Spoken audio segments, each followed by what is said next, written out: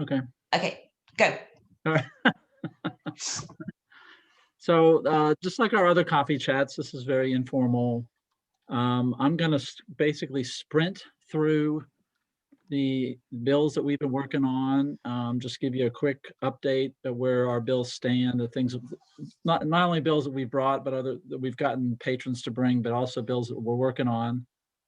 But I want to leave time for questions. That's the main goal. So Tony, if you go ahead and yeah, uh, next slide. So the first bill is one of our housing bills to stop unlawful evictions. And as you can see from the slide, this bill is designed to stop landlords from illegally evicting clients. In Virginia, you cannot evict somebody. That should be tenants, not clients. But anyway, you can't evict somebody without taking them to court. But we've seen during the pandemic a lot of these unlawful evictions, or just shutting off people's utilities or locking them out. So these bills are designed. There's been a bill in the House and the Senate. They passed pretty well. They both passed, and they're going to the other side, and we're happy to see that. So I think we're hoping that this will help stop some of these unlawful evictions. So Tony, next slide.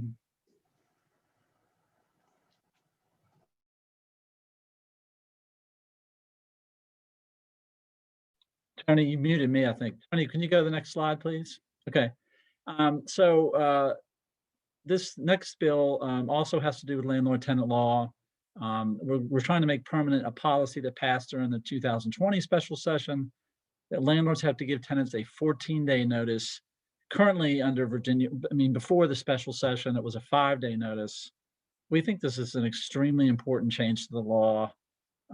Giving people 14 days to pay when they're behind on their rent there's much more likely that someone's going to be able to come up with the rent money, maybe get another paycheck. We think this will lead to a lot fewer evictions. Next slide. And then this also we think is a very important bill. It mandates that if a tenant pays everything he or she owes at least 48 hours before a scheduled eviction, the landlord has to cancel the eviction and mark the judgment satisfied. And there also has to be really clear when the landlord gives you termination notice, they have to make it clear that you have the right to do this. And again, we think this is a really important bill. It really follows this idea that eviction really should be a last resort, not the first resort. And it'd be better for everyone in Virginia if that happens. Next slide. So our next bill has to do with foreclosures and basically has to do with preserving the American dream, which is to keep people in their homes. And again, foreclosure, just like eviction, should be a last resort, not a first resort. And we have two bills. These are the same bills. It passed the Senate unanimously, but a closer vote in the House. But again, they're both going to have to go over to the other side. What's really important here is that this would extend right now in Virginia, you can foreclose on somebody's house and all you have to do is give them a 14-day notice.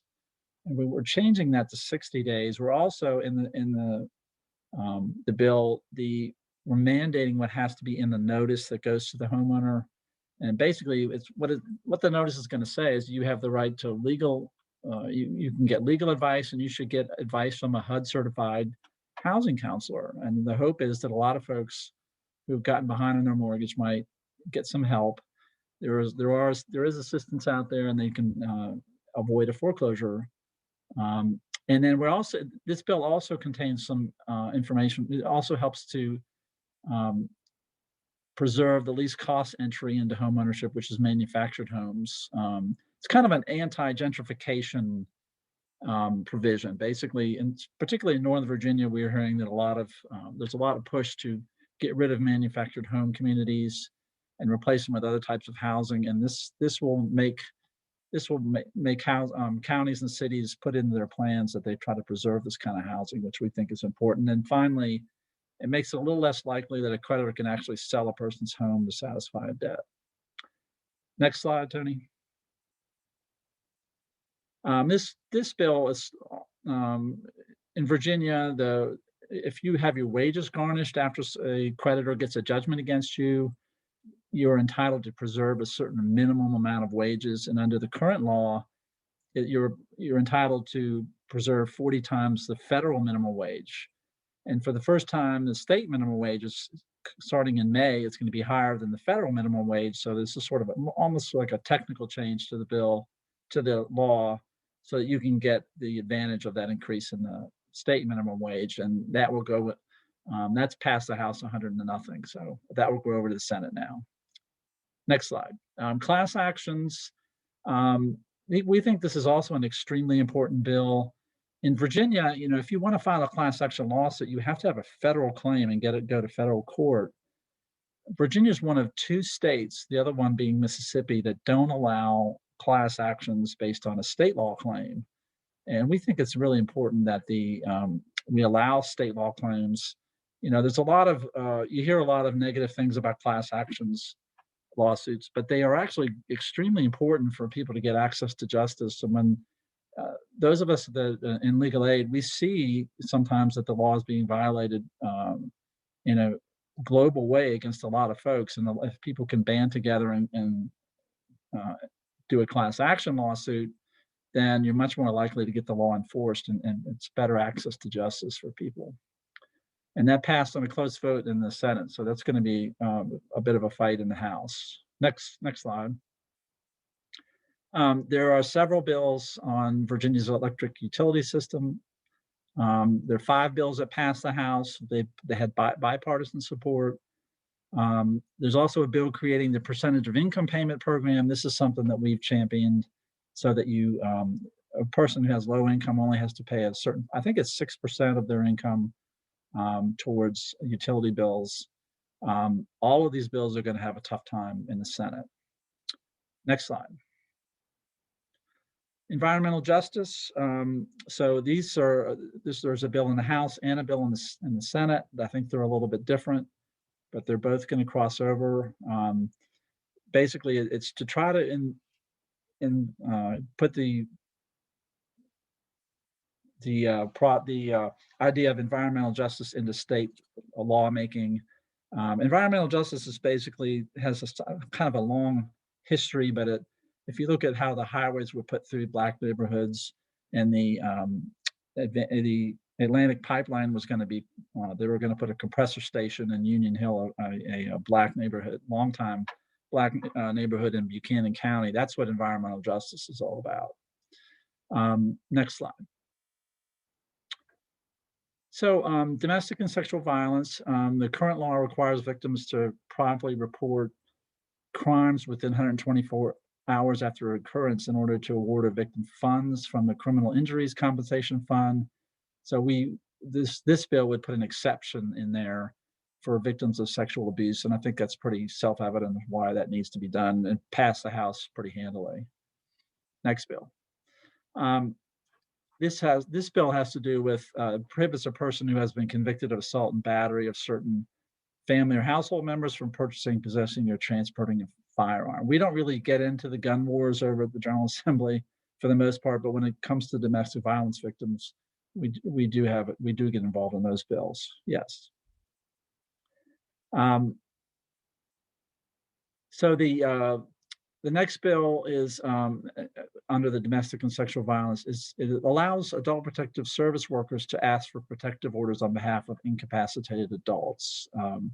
And this passed both the House and the Senate unanimously, but there are some differences in the bill, so those will have to be worked out.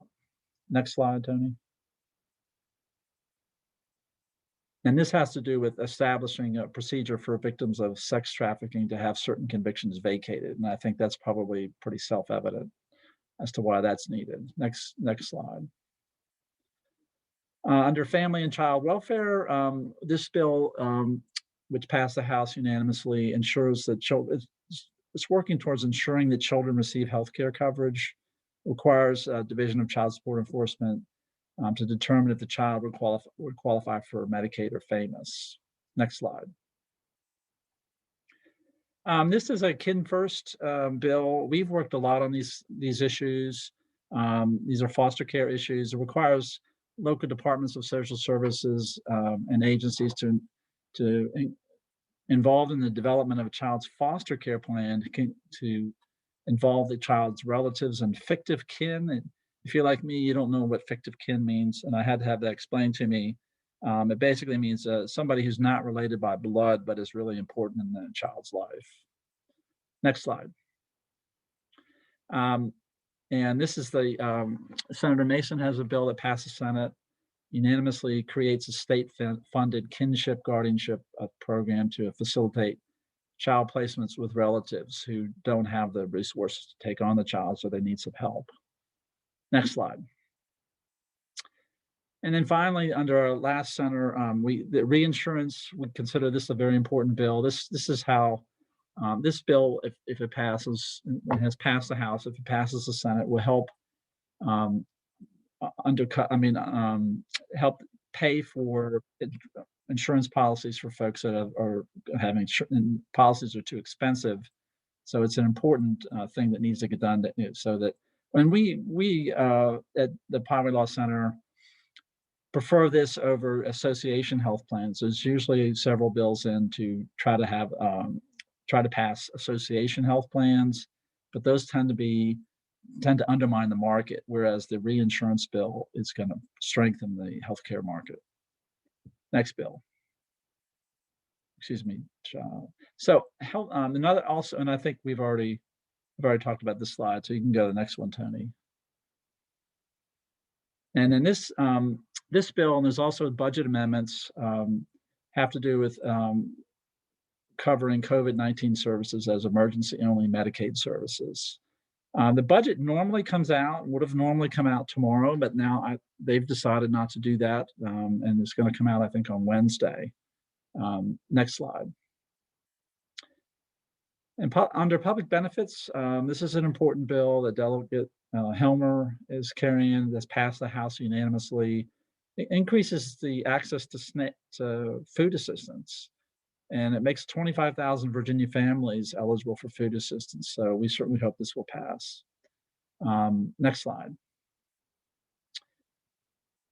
This bill by Delegate Rome protects families from being sued over a school meal debt. That passed the House pretty well, but it's gone over to the Senate side. Next slide. And this bill, this might be our last slide. This simplifies access to birth certificates changes, makes it easier for people to make corrections to their birth certificates. This is a big issue in low-income older adults that have birth certificates with illegible handwritten birth certificates. We think this is an important change to the law on it. Is that the last one, Tony? No, not the last one. Okay. This establishes a procedure for courts to order emergency adult protective services if an incapacitated adult has been subject to an act of violence, force, or threat, or been subject to financial exploitation. So again, another important bill, and I think the delegates see the importance of it and pass that unanimously. Is that the last one, Tony? Yes. So I warned you it's going to be a sprint through a lot of bills because we wanted to save time for questions. So feel free to ask questions. I'll try to answer if I can. I've got some other folks from VPLC on here that can answer as well. So who's got questions? So there are some questions in the chat. So why don't I start there and then we can open it up. Carol Noggle, what was the resistance to HB 2175? So that was House Bill. That was the foreclosure bill. On the Senate side, it passed unanimously. On the House side, it did not. I would say there's a real trend for the Senate. Republicans are tending to vote more. They're being more cooperative, I'd have to say, with the Democrats. I mean, they don't just vote against everything. On the House side, there seems to be a real trend where the House Republican caucus seems to have decided to take the tact of voting against a lot of things. That's just my general feeling about it. And then for House Bill 2175 and Senate Bill 1327, how do they propose preserving manufactured housing? Do they intend to rezone the manufactured housing parks to be zoned residential instead of how they are typically treated now out at the outskirts of towns, not integrated in neighborhoods near industrial plants? Will land itself be set aside and preserved for the construction of new mobile home manufactured housing parks? Is Christy on the phone? Is Christy on the call? I No? didn't see her. Huh? I did not see her. Christy knows more about it, but it's not that detailed. It basically requires cities and counties to put into their plans how they're going to preserve manufactured housing communities, and it also has some information. It also requires landlords to give folks who are own their homes but are renting the land where the mobile home is sitting on information about their rights. So it's a lot less detailed. It's not really not a lot of detail about what cities and counties have to do. And I'll put Christie's email and contact information in the chat for those of you who are interested, and you can follow up with her. She can give more information if you'd like. And what was the opposition, Jay, if you know, to the manufacturing housing bill? Well, there really wasn't any opposition to that bill, which we're calling the Preserving the American Dream Act. We actually worked it out with the bankers, the realtors, the mortgage companies, the creditors, everybody. We worked it out with them ahead of time. We made some changes to our bill that they asked for. So basically, we have everybody in agreement on that. And I think, and again, my feeling about it on the House side is that some of the House GOP is just kind of voting against a lot of Democrats' bills. I mean, I don't know that for a fact, but if you see if, for instance, it's the same bill on the Senate side and it was unanimously passed on the Senate side.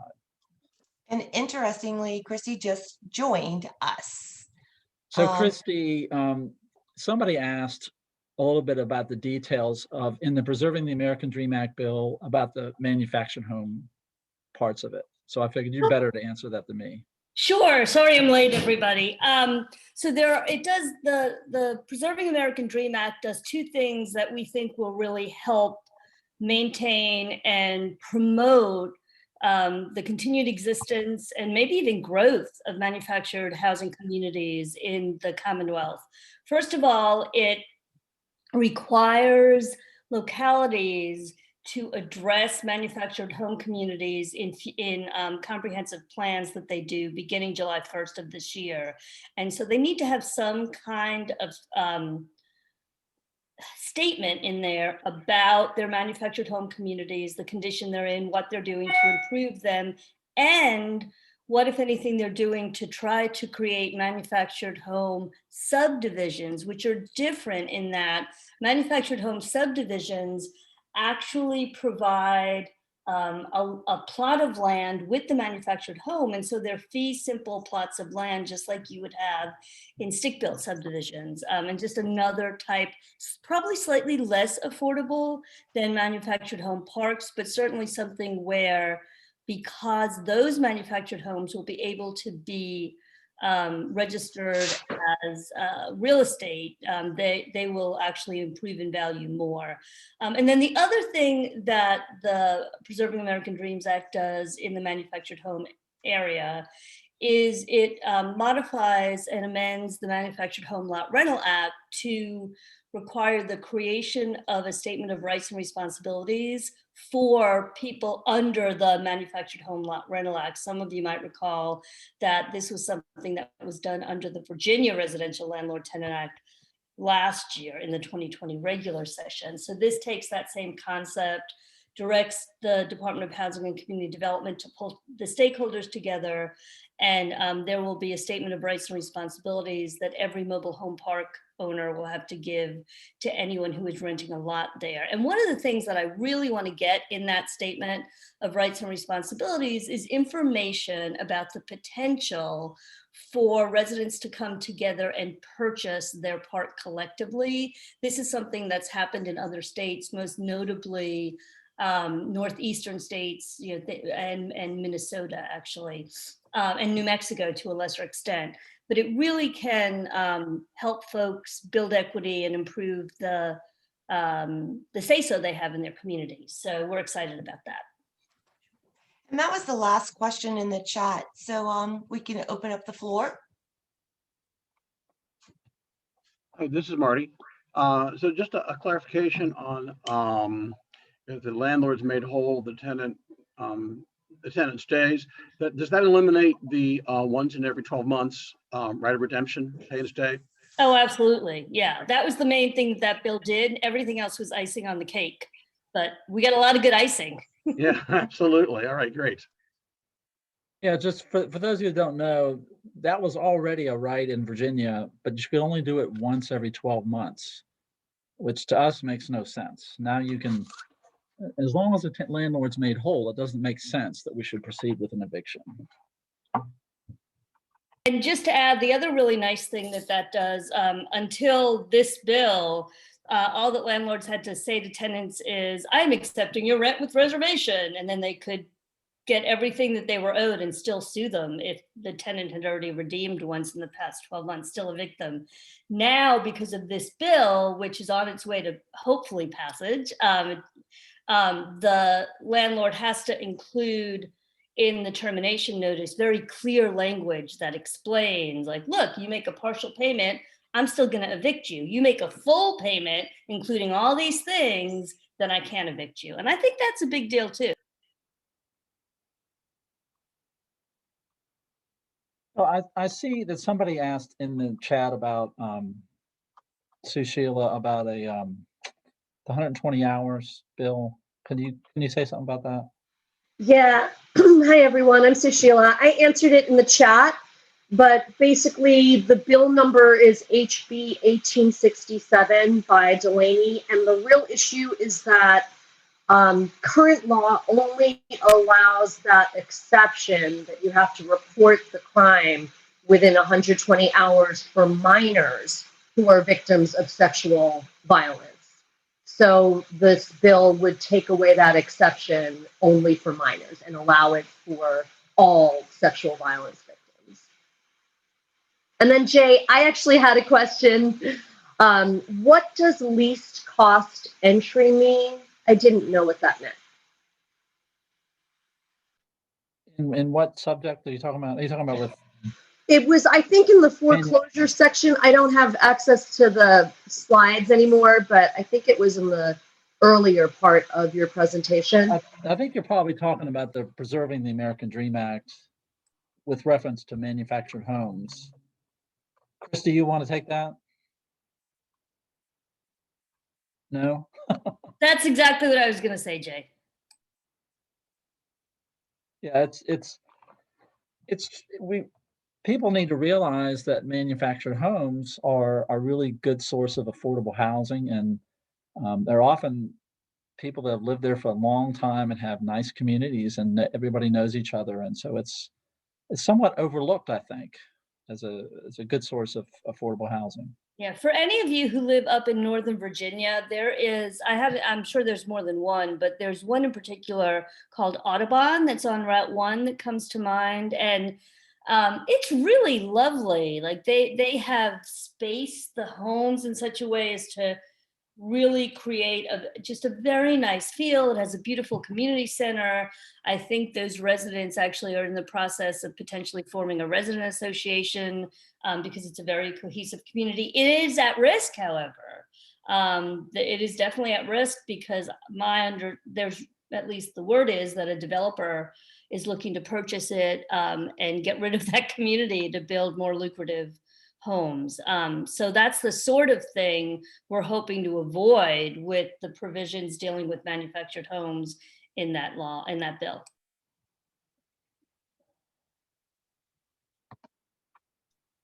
Of the bills that we've gone through this morning, how many of them did VPLC come up with and then find sponsors for, and how many of them were just sponsored without us and we're just helping them? Because so many of these bills, as usual, seem so important and good. So I think probably the majority of what I talked about, we came up with the idea, and along with other groups. Typically, we don't typically do this stuff on our own. Usually, we partner up with other folks, but a lot of these things we put together and got the patrons. But that's not an exact number, but that's the best I can do, Don. It's really wonderful the work VPLC does, I just have to say. Thank you.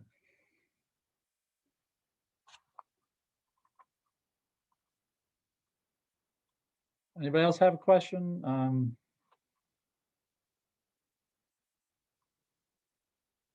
Trying to see if there's anything else. Oh, somebody mentioned the fictive kin, and I talked about that. You know, that bills around. I think I mentioned 2 bills around foster care and trying to unite some kids with fictive kin or other members of the family rather than to necessarily put them with a stranger in foster care. We think also are extremely important bills, and I think it's also something that people need to sort of think differently about. It's a lot of relatives can often take a child, but they don't have the resources to do it. So we really, if the state can help folks qualify for that kind of assistance, it's a good result for everyone. And I don't think Valerie's on the call, is she? No, okay. All right. But I saw somebody mention in the chat that she knows more about fictive kin. I don't know if she wanted to say something. Valerie's No, the- this is Ruth. I'm the one I'm an anthropologist, and it's a common term in anthropology, and it's interesting to see it move into the legal world. But it is a really critical term and set of people for the care and socialization of children. Thanks. Thank you. I had a question too.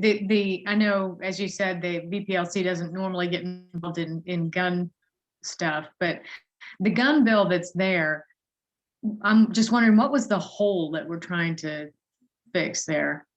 Okay, that's Do for you mean the Sue. bill, Kathy? I think you mean the bill that would make it a misdemeanor if you have been convicted of a misdemeanor of family abuse.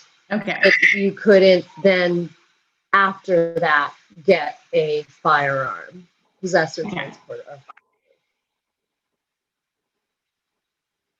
Thank you. So we're closing into the 9:30 moment. And so I just wanted to officially thank everyone for attending the coffee chat about the crossover and where VPLC's legislative priorities are at the moment. I will be following up with an email to everyone who registered that not only includes the slides from this morning, but also links to join our e-newsletter in which you are able to receive advocacy alerts, as well as a link to our General Assembly page, and a quick plug also for signing up for the email newsletters that the VPLC's housing advocacy team sends out as well. That includes really important action alerts, just like the other issues VPLC does. So if there's no other questions, we could officially end now. So I'll thank everyone for coming. And as always, Virginia Poverty Law Center is here. If you have more questions about the bills, please feel free to reach out to anyone of our advocates. And all contact information is on our website page. Thank you, everybody. Have a great day. Thank you. Thank you. Thanks for joining us.